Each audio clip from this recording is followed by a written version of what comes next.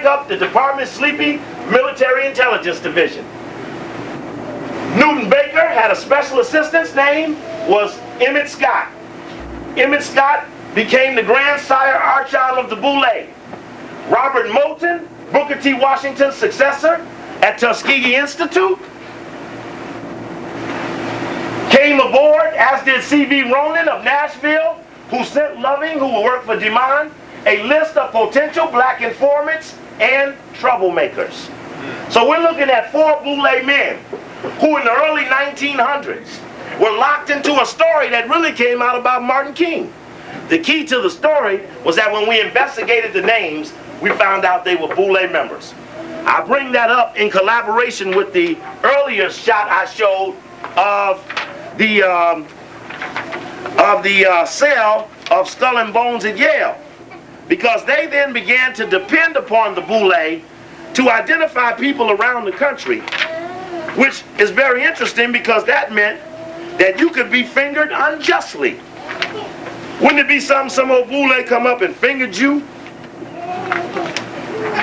as a troublemaker? This is a modern day Boule journal, the inner sleeve of the Boule journal, listing the officers of the Grand Boule. I think I'll use this as a chance to show you what the officers are, what positions are in the Boule. I'm not good at saying Greek, so you have to bear with me as I read what their Greek name is. See, this was the Grandsire Archon. This was the immediate past Grandsire Archon. This is the Grandsire Archon-elect, who just resigned as a new guy now. This was the Grand Grammateus. That's the next position of the Grandsire Archon. Then the position is Grand, how you say that? The dark. Yeah, read it. Grand Thesaurus. Thesaurus. Okay? I ain't good at Greek, so I ain't gonna be able to do it good. This was a guy who became school superintendent in Chicago. Dr. Matthew G. Carter, he was the Grand Grafter. This guy was the Grand Leading Archon. This guy is the Grand Lecturing Archon. The next guy is the chairman of the Committee on Audit and Budget. Theodore Jones, interestingly enough, when COINTELPRO came out, Theodore Jones, who was the chairman of the board of the NAACP, got revealed as having been an FBI informant for J. Edgar Hoover. He was always, for many years, the treasurer of the Boule, and between 84 and 86, he was the Grandsire Archon of the Boule.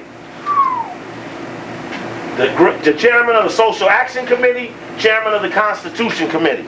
So those are some of the positions that make up Boule. And we be up on that, basing it on, in fact, here are the current Boule leadership. Disappeared. See, if you don't know the names or aren't familiar with it, they can put it right in front of you and you wouldn't notice it. This is the Society World page of Jet Magazine, August 10th, 1992. It's hidden right in the middle of the story. Well, there we go. It's right up top. Cocktail chit-chat. When the 41st Grand Boule of Sigma Pi Phi fraternity convened at the Plush, they always brag about how plush or how prestigious their location is. Western Crown Center Hotel in Kansas City, immediate past Grandsire Archon Benjamin Major of Oakland, California, passed the gavel to the new Grandsire Archon Hugh D. Perkins of Baton Rouge. Anybody know him? Or know of him? I'd like to know what he does. African Americans working together for progress. It's like I can go with you but not know you. I'm gonna marry you but never met you. Was the theme of the Boules. Roy Roberts, manufacturing manager of General Motors Corporation, Flint Automotive Division, was the dynamic keynote speaker. An evening dinner lecture of the history of Kansas City jazz at an enjoyable picnic where more than 784 Archons and their families feasted on some of the delectable Gage's and Son barbecue. Could we get some pictures of them Boule eating them bones?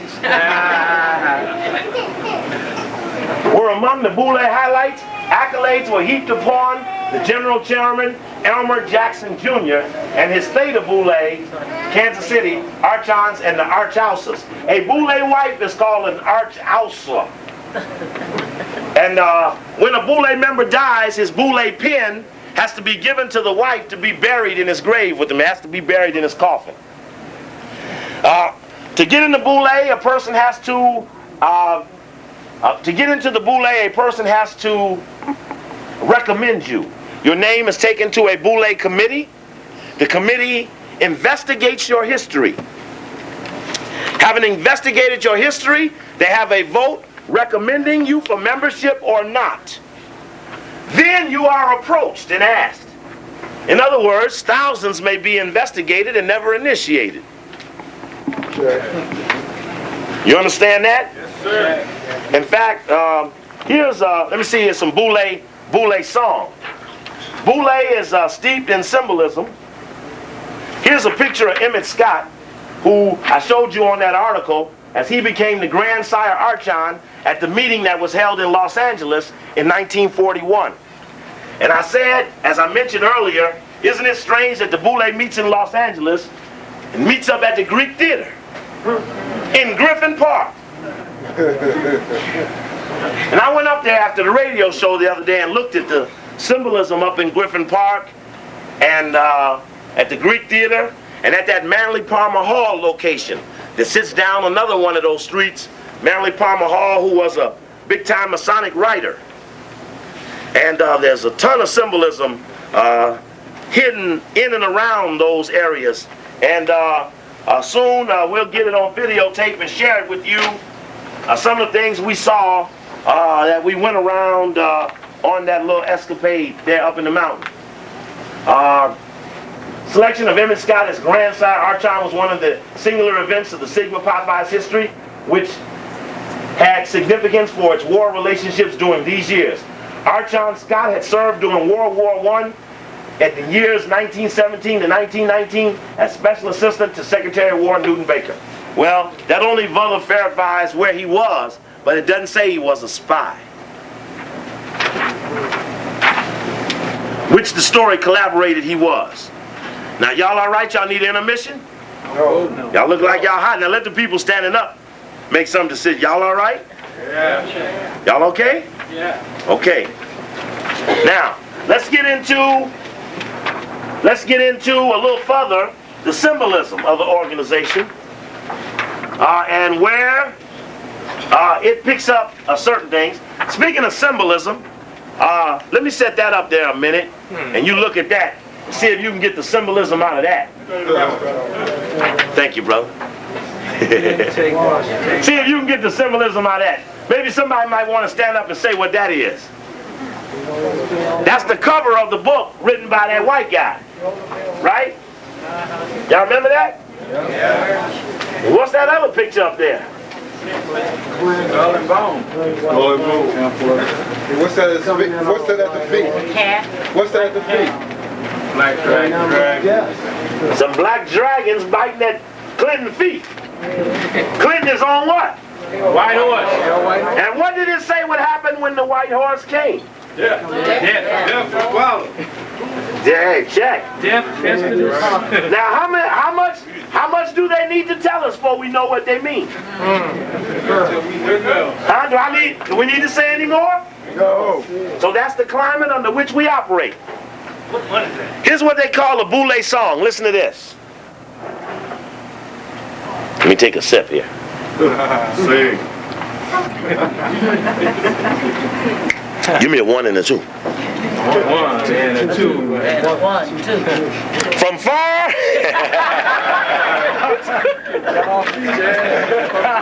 Sure, you're right. Thank you, brother. I appreciate you. Thank you. From far and near, you've traveled here, over a rough and rocky road, to reach the open portals of Sigma Pi Phi blessed abode. Our hearts, our homes, to you belong, and glad we are that you have come to share our fellowship song, to share our fellowship song. Each Archon who has dared to taste of the cup that threatened death, dear Sigma Pi Phi will defend with his life and dying breath. Should any